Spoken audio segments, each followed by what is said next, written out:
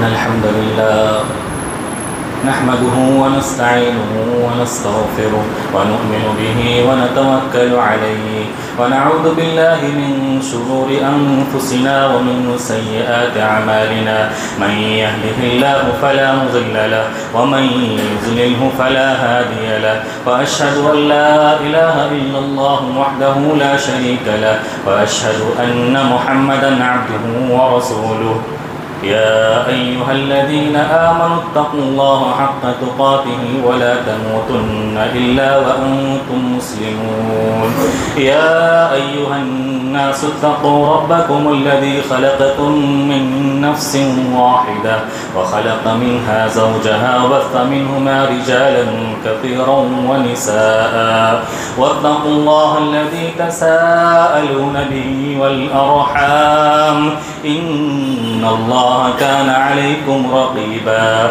يا أيها الذين آمنوا اتقوا الله وقولوا قولا سديدا يصلح لكم أعمالكم ويغفر لكم ذنوبكم ومن يطع الله ورسوله فقد فاز فوزا عظيما أما بعد فإن خير الحديث كتاب الله وخير الهدي هدي محمد صلى الله عليه وسلم وشر الأمور محدثاتها وكل محدثة بدعة وكل بدعة ضلالة وكل ضلالة في النار أعوذ بالله السميع العليم من الشيطان الرجيم بسم الله الرحمن الرحيم وبشر الذين آمنوا وعملوا الصالحات أن لهم جنات تجري من تحتها الأنهار كلما رزقوا منها من ثمرة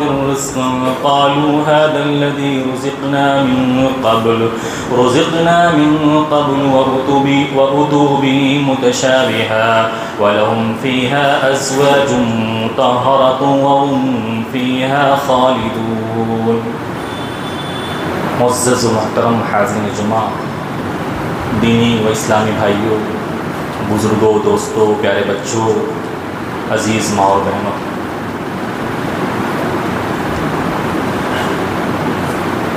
آج کے خطبہ جمعہ میں جس موضوع اور ٹاپک کو لے کر حاضر ہوا ہوں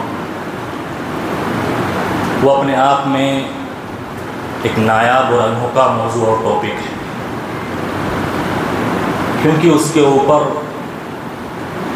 عام تقریری پروگراموں میں یا جمعہ کے خطبات میں ڈیٹیل اور تفصیل کے ساتھ لوگوں کے سامنے گفتگو نہیں کی جاتی. باتیں اگرچہ عام فہم ہیں لیکن اتنی وزندار ہیں کہ انسان کی زندگی کو بدلنے میں بڑا ہی اہم رول ادا کرتی ہے. میرے بھائیوں، ہم جس سماج، معاشرے اور سوسائٹی میں زندگی گزارتے ہیں اس کے اندر بہت ساری خوبیاں بھی پائی جاتی ہیں، بہت ساری کمیاں بھی پائی جاتی ہیں.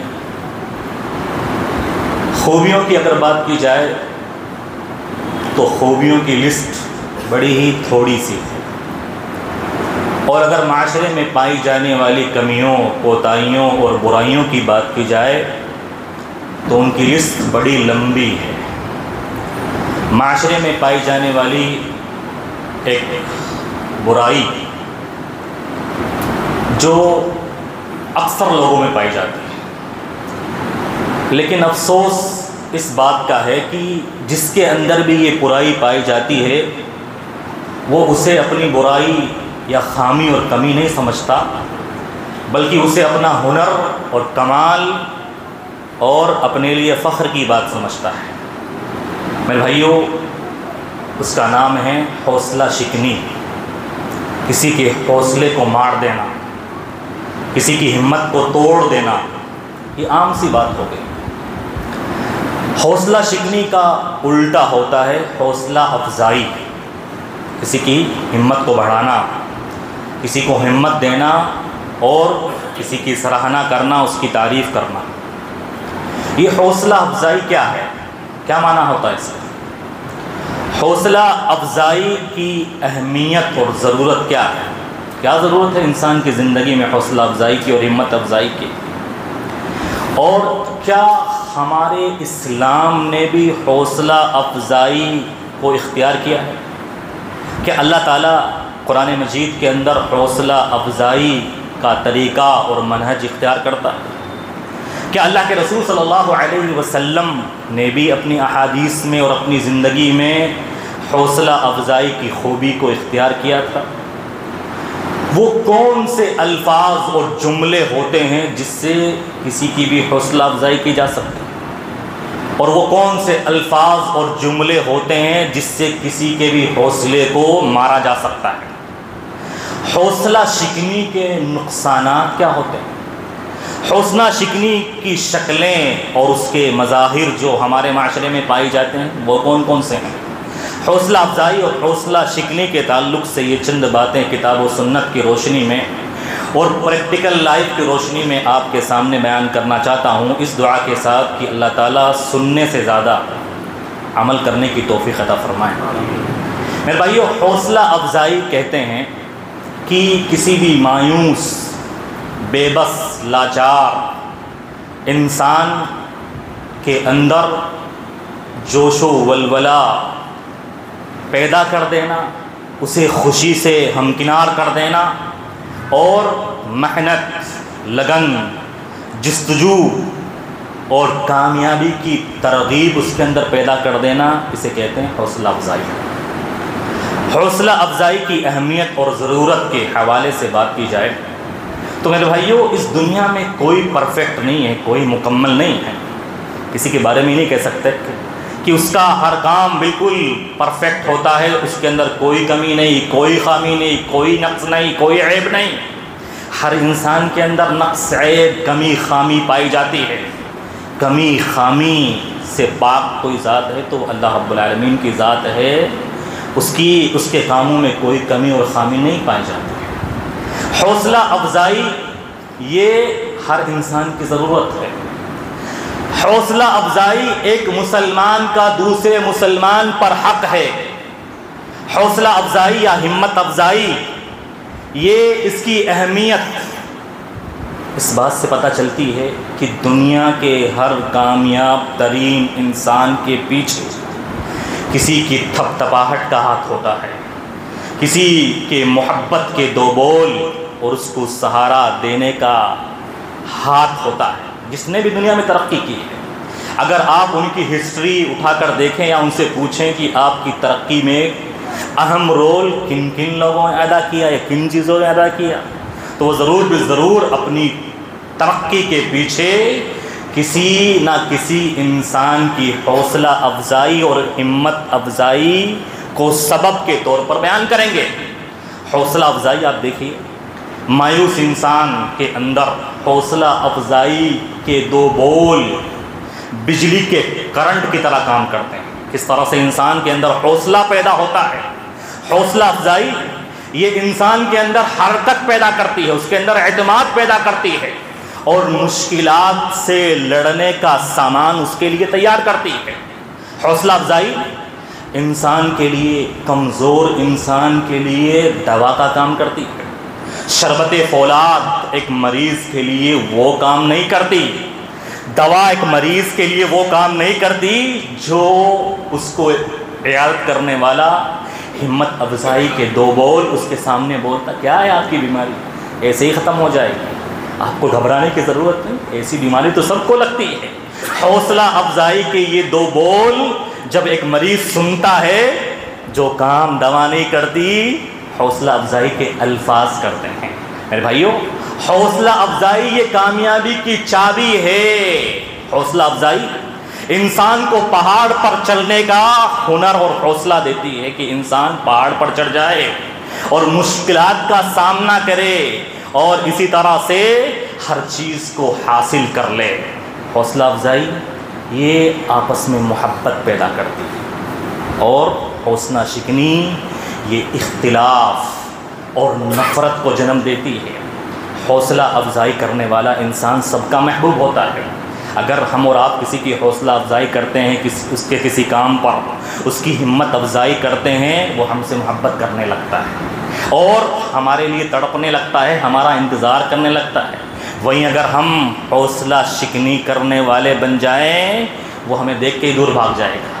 کیا ہے یہ ہر چیز میں میری ہمت کو توڑنے والا انسان، میں اس کے قریب نہیں جاؤں گا۔ انسان دور بھاگتا ہے، حوصلہ شکنی کرنے والے کے پاس کوئی بیٹھنا پسند نہیں کرتا، اس کے پاس آنا جانا پسند نہیں کرتا۔ حوصلہ افزائی میرے بھائیوں یہ انسان کی فطرت میں داخل ہے کہ وہ اپنی تعریف کو پسند کرتا ہے، اپنے عمل کے سراہنے کو پسند کرتا ہے، اور حوصلہ افزائی کے بعد ایک انسان کے اندر کامیاب کام کرنے کی جستجو اور بڑھ جاتی ہے۔ جس کام میں اس کا لگن اور شوق ہوتا ہے آپ اس کی حوصلہ افزائی کرتے، کیا ہی بہترین کام کیا آپ نے، اب دیکھیے اس کام کے کرنے میں اس کی جستجو، اس کی لگن کس طرح سے پروان چڑھتی ہے۔ وہیں اگر اس کی حوصلہ شکنی کر دی جائے تو اس کی ہمت پست ہو جاتی ہے، اور جس کام میں اس کی لگن ہوتی ہے وہ کام سے وہ دور بھاگنے لگتا ہے۔ میرے بھائیوں یہی وجہ ہے کہ ہمارے اسلام نے بھی حوصلہ افزائی والا مزاج اختیار کیا ہے۔ اسلام حوصلہ افزائی کو پسند کرتا ہے۔ دیکھیے آپ قرآن مجید کے اندر اللہ تعالیٰ کتنے مقامات پر اپنے بندوں کی ہمت افزائی کرتا ہے، حوصلہ افزائی کرتا ہے، انہیں سہارا دیتا ہے، انہیں دلاسا دیتا ہے کہ کوئی کام ایسا نہیں ہے جو تم نہیں کر سکتے، اور کام تم کرو گے میرے بتائے ہوئے احکام کے مطابق عمل کرو گے تمہاری زندگی میں تمہیں کیا صلہ ملے گا۔ انسان کی فطرت اللہ تعالیٰ نے ایسی بنائی ہے کہ انسان کو اپنے کام کا صلہ چاہیے، بدلہ چاہیے، چاہے کسی بھی شکل میں ہو، چاہے وہ بدلہ دکھنے والی شکل میں ہو یا نہ دکھنے والی شکل میں ہو۔ جو بدلہ دکھتا نہیں ہے وہ حوصلہ افزائی ہے، اور جو بدلہ دکھتا ہے وہ انعام و اکرام کی شکل میں ہے۔ اللہ تعالیٰ نے حوصلہ افزائی کا مزاج اور حوصلہ افزائی کا منہج قرآن مجید کے اندر اپنایا ہے۔ اب دیکھیے سورہ بقرہ آیت نمبر 25 کھولیے، آپ دیکھیے اللہ رب العالمین کس طرح اپنے بندوں کی حوصلہ افزائی کرتا ہے۔ کس موقع پر اللہ تعالیٰ نے اپنے بندوں کی حوصلہ افزائی کی؟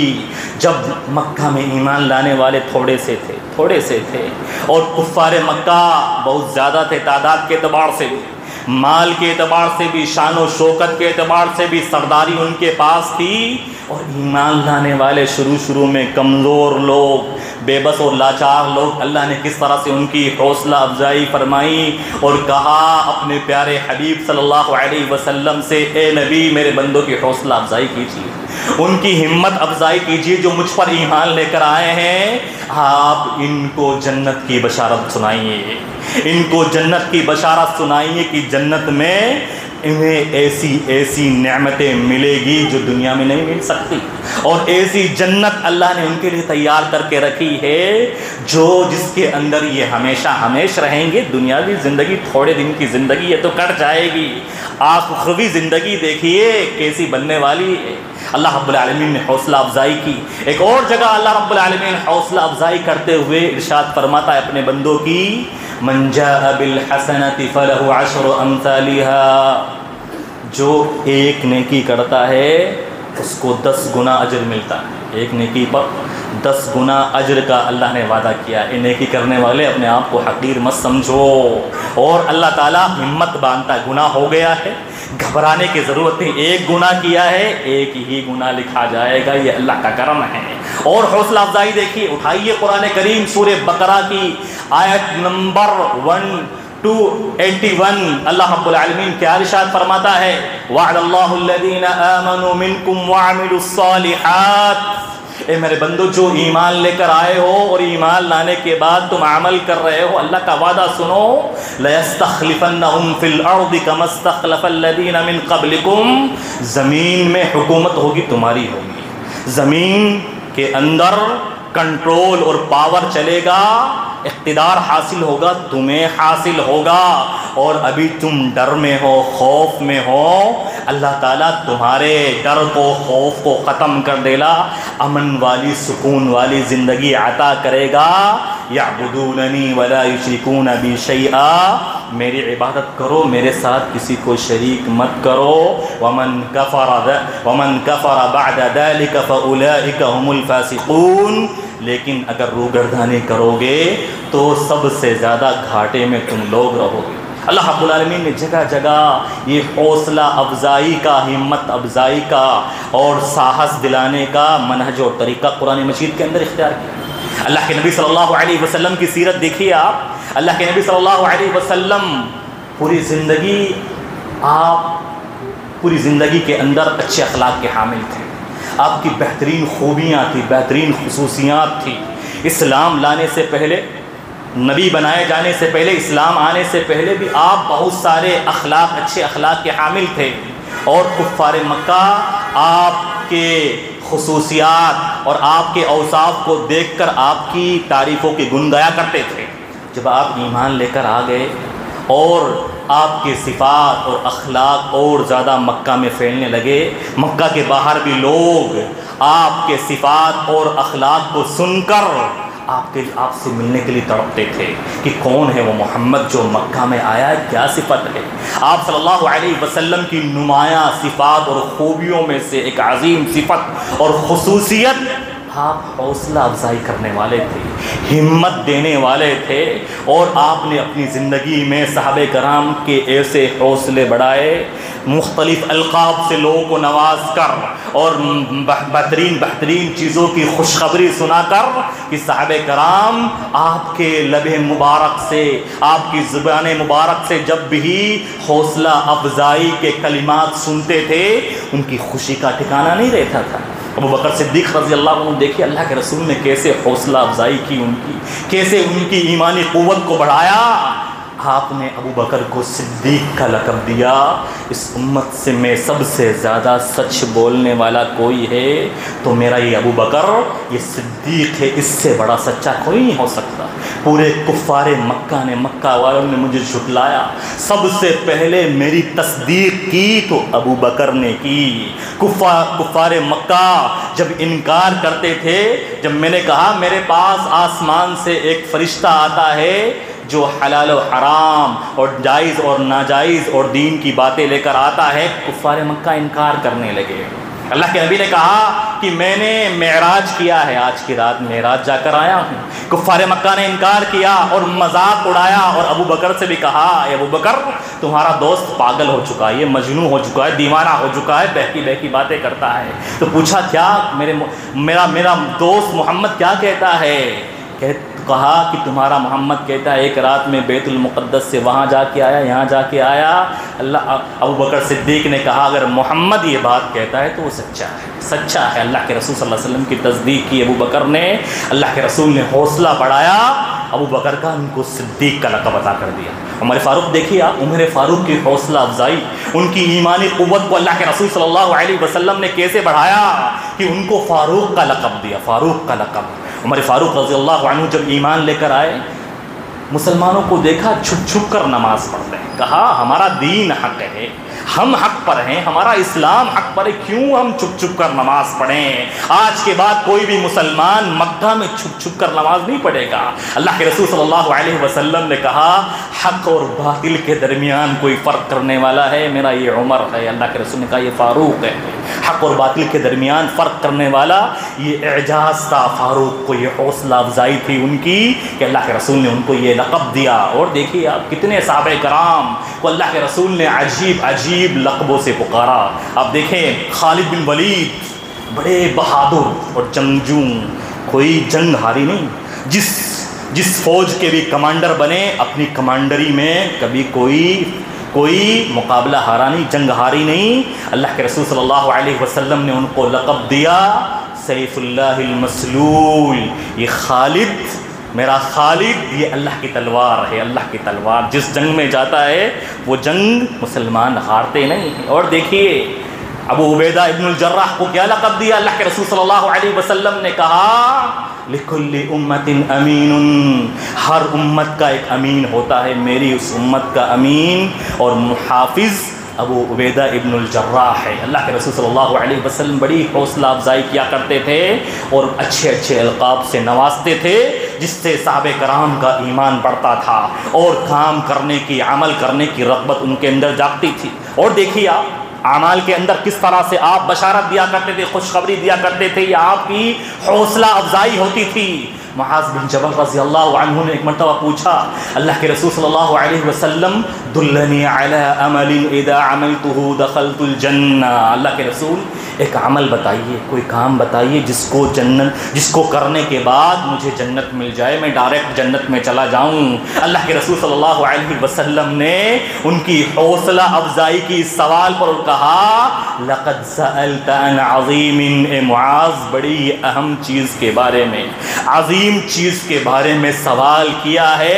وَإِنَّهُ لَيَسِيرٌ لِمَنْ يَسَّرَهُ اللَّهُ، اور یہ چیز بڑی چھوٹی ہے جس کے لیے اللہ آسان کر دے، بڑی آسان چیز ہے، لیکن سوال بڑا عظیم ہے، جواب بڑا ہلکا ہے۔ اللہ کے رسول نے ان کی حوصلہ افزائی کی۔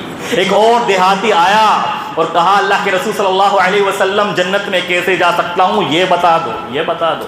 اللہ کے رسول صلی اللہ علیہ وسلم اس کا سوال سن کر جواب دینے سے پہلے خاموش رہتے ہیں اور جواب دیتے ہیں لقد وفق وہدی، اس نے ایسا سوال کیا ہے لگتا ہے کہ اس کو بھلائی مل گئی، بھلائی کی توفیق مل گئی، یہ ہدایت پر آ گیا۔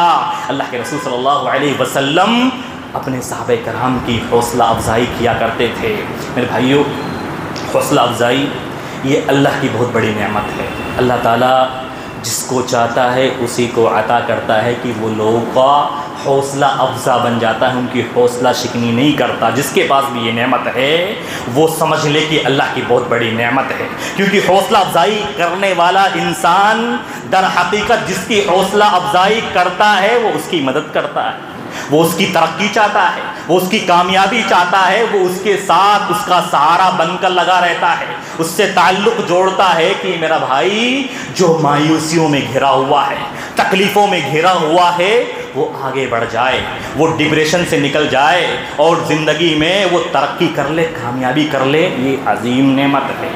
اور جس کے اندر حوصلہ شکنی کی صفت پائی جاتی ہے، بات پر لوگوں کے کاموں پر تنقید کرنا، کیڑے نکالنا، ان کی ہمت کو مار دینا اور ایسے ایسے جملے اس کے سامنے بیان کرنا کہ آدمی کوئی کام کرنا بھی چاہے بچایا تو اس کی ہمت اتنی پست ہو جائے کہ کبھی وہ کام کرنے کی نہ سوچے۔ حوصلہ شکنی یہ ہمارے معاشرے کی ایک مذموم صفت ہے، بری عادت ہے، لیکن جس کے اندر یہ پائی جاتی ہے وہ کیا سمجھتا ہے یہ میرا بہت بڑا کمال ہے، بہت بڑا کمال ہے، میرا بہت بڑا ہنر ہے۔ ایک انسان کو اس دنیاوی زندگی میں اگر ہم دیکھیں پریکٹیکل لائف میں کن کن لوگوں سے اس بات کا سامنا ہوتا ہے کہ وہ اس کی حوصلہ شکنی کرتے ہیں، اس کے حوصلے کو برباد کر دیتے ہیں اور مار کے رکھ دیتے ہیں، توڑ کے رکھ دیتے ہیں۔ سب سے پہلے حوصلہ شکنی کرنے والوں میں اس روئے زمین پہ انسان کے لیے نمبر آتا ہے اس کے والدین کا، اس کے باپ کا۔ سب سے زیادہ حوصلہ شکنی آج معاشرے میں کی جاتی ہے والدین کی طرف سے، باپ کی طرف سے اپنی اولاد کی حوصلہ شکنی ہوتی ہے۔ حوصلہ شکنی کرنے والے کون ہوتے ہیں؟ حوصلہ شکنی کرنے والا ہوتا ہے انسان کا استاد، اس کا ٹیچر، جو ایک بچے کے حوصلے کو مار دیتا ہے، حوصلے کو دفن کر دیتا ہے، پھر وہ کسی کام کا نہیں رہتا۔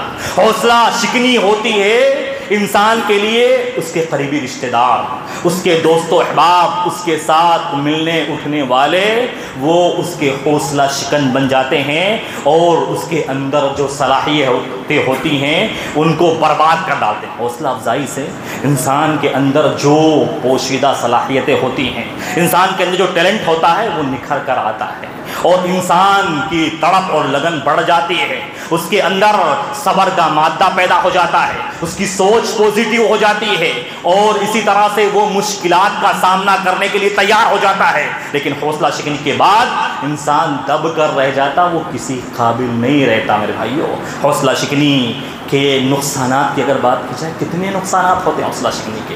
انسان نا امید ہو جاتا ہے، مایوس ہو جاتا ہے، اپنے آپ کو کسی لائق نہیں سمجھتا، غم میں چلا جاتا ہے، ڈپریشن میں چلا جاتا ہے۔ اور اکثر بچے جو بچپن میں اسکول چھوڑ دیتے ہیں یا اسکول مکمل کرنے کے بعد کالج کو چھوڑ دیتے ہیں، اس کا ریزن اور سبب ان کے استاد اور ٹیچر ہوتے ہیں جو ان کے حوصلے کو دبا ڈالتے ہیں، انسان حوصلہ شکنی کی وجہ سے مستقبل کا خوف، ناکامی کا خوف اور اندیشہ کہ اگر میں نے یہ کام کیا تو بھی مجھے ناکامی حاصل ہونے والی ہے۔ میرے بھائیو، اگر کسی کے لیے سورج نہیں بن سکتے، کم سے کم دیا تو بن جائیں۔ کسی کو اگر فائدہ نہیں پہنچا سکتے، کسی کے لیے امید کی کرن تو بن جائے۔ کسی کے غم کو دور نہیں کر سکتے، کسی کے مسکرانے کا ذریعہ تو بن جائے۔ کسی کو حوصلے کو نہ توڑے۔ ہمارا دیکھیے ایک باپ کس طرح سے حوصلہ شکنی کرتا ہے۔ کبھی کام کیا ہے تو نے؟ آج تک تو نے جو کیا غلطی کیا ہے، اور اگر بیٹے کے اندر کوئی اچھی خوبی ہے اس کا اقرار نہیں ہے۔ کوئی غلطی ہو گئی، مظاہر دیکھیے، شکلیں دیکھیے حوصلہ شکنی کے۔ کسی سے غلطی ہو گئی، بیٹے سے غلطی ہو گئی، اور پہلی غلطی ہوئی وہی پہلی اور آخری غلطی ہے، یعنی پہلی غلطی ہو گئی وہی آخری غلطی ہے، یعنی سارا کام تجھ سے برا ہی ہونے والا ہے۔ تو نکما ہے، تو نااہل ہے، تو کام چور ہے، تیرے دماغ میں گھسا ہوا ہے، تو کچھ نہیں کر سکتا۔ اور یہی الفاظ، یہی تانے ایک ٹیچر دیتا ہے۔ تو کام کر، کتنے ٹیچر ہم نے دیکھا ہے، سنا ہے، تو کام کر، باڑے میں جانے کے لائق تو پڑے گا، تیری شکل دیکھی آئے نا۔ یہ کون سے الفاظ ہیں؟ یہ بچے کے حوصلے کو توڑنے والے ہیں۔ اور باپ کمپیریزن کر کیا کیا ہے تو نے؟ دوسرے کی اولاد کو دیکھ، دوسرے کی اولاد کو دیکھ، وہ کہاں سے کہاں پہنچ گئی اور تو نے کیا کیا ہے۔ بھائی وہ آپ کی اولاد ہے، اس کے اندر کمی ہے وہ آپ کی کمی ہے، اس کے اندر خوبی ہے وہ آپ کی خوبی ہے۔ وہ اگر ترقی کرتا ہے تو وہ اس میں آپ کی کامیابی ہے، آپ کی تعریف ہے۔ اگر وہ ناکام ہے، اللہ نے اس کو ایسا بنایا، وہ آپ ہی کی اولاد ہے، آپ ہی کی اولاد بننے والا ہے۔ لیکن باپ اپنے بیٹے کی کمیاں خامیاں پورے معاشرے میں ڈھنڈورا پیٹتا ہے۔ کیا کیا ہے یہ آلسی نکما، یہ چور، کام چور، کیا کرنے والا ہے؟ اور اس طرح سے حوصلہ توڑ کر رکھ دیتا ہے بیچارہ، پھر اولاد کچھ نہیں کر پاتا۔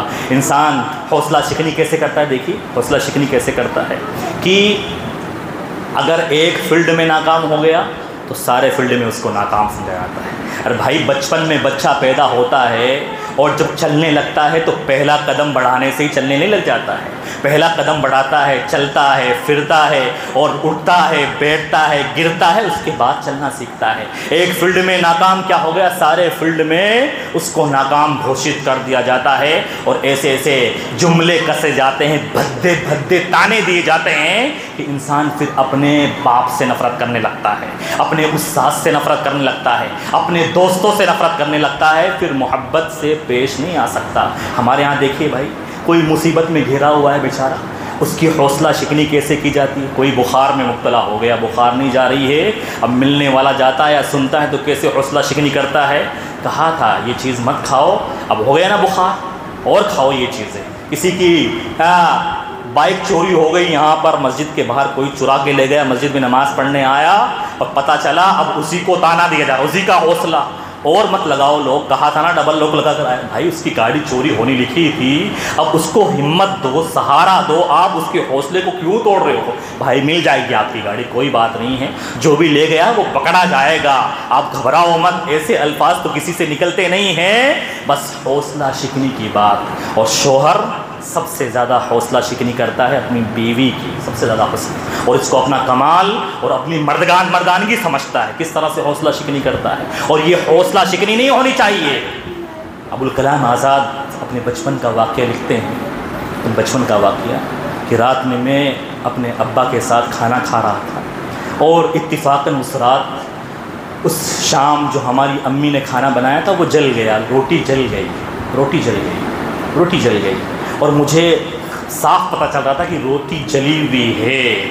میں نے اپنے ابا سے پوچھا کہ آپ کو روٹی کھانے میں مزہ آیا؟ میری ماں نے معذرت کی، آج روٹی جل گئی ہے۔ لیکن ابوالکلام کہتے ہیں میرے باپ نے کہا نہیں، مجھے روٹی کھا کر بڑا مزہ آیا۔ ابوالکلام سمجھ گئے کہ ابا جھوٹ بول رہے ہیں، روٹی کھا کر، جلی ہوئی روٹی کھا کر کس کو مزہ آئے گا؟ مجھ سے رہا نہیں گیا، سوتے وقت میں نے پوچھ لیا کہ ابا جان واقعی آپ کو روٹی جلنے پر مزہ آیا یا آپ نے ایسے ہی کہہ دیا؟ تو ابا جان نے جواب دیا غلطی کس سے نہیں ہوتی، غلطیاں مجھ سے بھی ہوتی ہیں، کس کے اندر کمی خامی کوتاہی نہیں ہے، اور انسان کو دوسروں کی کمی کوتاہی کو بھی ایکسیپٹ کرنا چاہیے۔ کبھی غلطی ہو جاتی ہے، روز تو روٹی نہیں جلتی ہے نا، روز تو پیٹ بھر جاتا ہے نا، آج پیٹ نہیں بھرا تو کیا ہو گیا؟ اگر میں غصے کا اظہار کرتا اور تمہاری ماں کی حوصلہ شکنی کرتا کہ روز تو وہ اچھا کھانا بناتی اور آج نہیں بن پایا، روٹی جل گئی، کیا اثر پڑتا. انسان کو کبھی بھی اپنے الفاظ کے اب چھرے کسی کے دل پر نہیں چلانے چاہیے، ایڈجسٹ کرنا چاہیے اور سمجھوتا کرنا چاہیے. غلطی کسی کی ہو گئی ہے تو بھی حوصلہ افزائی کرنا چاہیے. اچھے انسان کی یہی علامت ہے. دیکھیے آپ دیکھیے شوہر کو دیکھیے، کسی کام میں کوئی کمی ہو جائے کس طرح سے گالیاں بکنا، چانٹے مارنا اور تانے دینا ماں باپ کے اور ستانا، یہ ظلم ہے، یہ اچھے انسان کی علامت نہیں ہے. ہر شوہر اپنا محاسبہ کرے اور اگر اس سے غلطیاں ہوئی ہے اللہ سے توبہ کرے کہ میں نے کتنی اپنی بیوی کی حوصلہ شکنی کی ہے. جو بیوی کی صبح سے شام تک میری خدمت کرتی ہے اور تھوڑی سی غلطی ہونے پر میں کس طرح سے اپنے الفاظ کے چھرے اس کے دل پر کھوپتا ہوں. اور پھر ایک شوہر یہ آرزو رکھے اپنی بیوی سے کہ میری بیوی میرے لیے تڑپے، مجھ سے محبت کرے، میرے لیے جان نچھاور کرتے. ایسا نہیں ہو سکتا. یہ حوصلہ شکنی ہمارے معاشرے میں بہت پائی جاتی ہے. والدین کو بھی سمجھنے کی ضرورت ہے، استاد کو بھی سمجھنے کی ضرورت ہے، اور اسی طرح شوہر کو بھی سمجھنے کی ضرورت ہے. ہر شخص کو سمجھنے کی ضرورت ہے کسی کی حوصلہ شکنی کا سبب نہ بنے، بلکہ ہمیشہ لوگ کی تعریف کریں، انہیں سراہیں ان کے کام کو. ہر انسان اپنی تعریف پسند کرتا ہے، اپنی تعریف پسند کرتا ہے. اللہ تعالیٰ نے انسان کی فطرت میں ڈالا ہے کہ ہر انسان اپنی تعریف کو پسند کرتا ہے اور تعریف کرنے والے کو بھی پسند کرتا ہے. اور ہر بات میں تنقید کرنے والے، کیڑے نکالنے والے، اور کتنا بھی اچھا کام کر لو وہ آپ کے کیڑے ہی نکالتے رہیں گے. ہوتے ہیں بہت سارے لوگ ہوتے ہیں. جسے میں اپنی مثال بیان کر دوں کہ اگر خطبے میں کوئی بات غلط ہو گئی 100 باتوں میں سے وہ ایک بات ہی پکڑیں گے. وہ مکھی ہوتی ہے نا، وہ گندگی میں بیٹھتی ہے، اچھی چیزوں کو نہیں لیتی. 99 بات اچھی ہو وہ ان کو نہیں بھائے گی. کیا کیا آپ نے؟ ٹائم برباد کر دیا. بکواس، فالتو بوکس باتیں آپ نے کی ہے. اپنا کیا کہتے ہیں، اپنے بھیجے کا علاج کراؤ، اپنے ذہن کا کسی اچھے ڈاکٹر کے پاس جا کے علاج کراؤ. اس طرح کے جملے اور یہ قصیدے یہ انسان کے حوصلے کو توڑتے ہیں. اور کمنٹ کرنے کے، تبصرہ کرنے کے، تنقید کرنے کے دوسرے طریقے بھی ہوتے ہیں، علمی طریقے بھی ہوتے ہیں. ہاں آپ نے بات اچھی کہی، یہ بات اس طرح سے کہتے تو اچھا ہوتا. میں آپ کی بات سے متفق ہوں، لیکن اس موضوع پر آپ کو اس طرح سے اور بولنا چاہیے تھا. وہ علمی طریقہ ہوتا ہے جو کسی کو بھی بھاتا ہے اور اچھا لگتا ہے. ہمارے معاشرے میں اس تعلق سے بڑی ہی کوتاہی اور غفلت پائی جاتی ہے، اس لیے اس موضوع کو اختیار کیا گیا ہے. اللہ تعالیٰ سے دعا ہے کہ اللہ تعالیٰ کہنے اور سننے سے عمل کرنے کی توفیق عطا فرمائیں.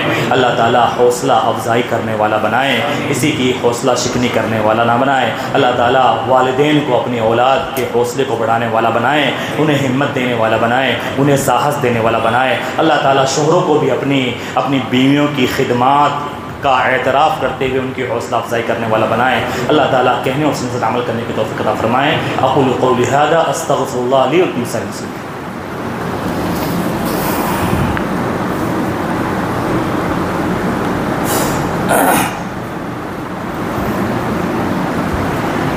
الحمد للہ رب العالمین والصلاة والسلام علی اشرف الانبیاء والمرسلین نبینا محمد وعلی آلہ وصحبہ اجمعین. اما بعد، اعوذ باللہ من الشیطان الرجیم. بسم اللہ الرحمن الرحیم.